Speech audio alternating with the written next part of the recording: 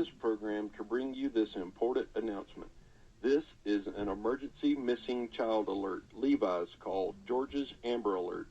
The Tennessee Bureau of Investigation and the Georgia Bureau of Investigation are looking for an orange 1971 Volkswagen Beetle with no tag or windshield.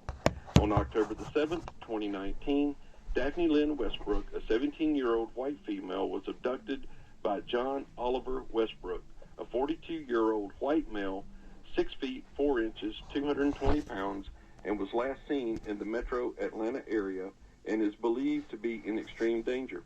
If you have any information on the whereabouts of Daphne Lynn Westbrook or the orange 1971 Volkswagen Beetle with no tag or windshield, please dial 911. The public can also provide information to the GBI tip line at 1-800-597-TIPS or the CSend app for iPhone and Android users.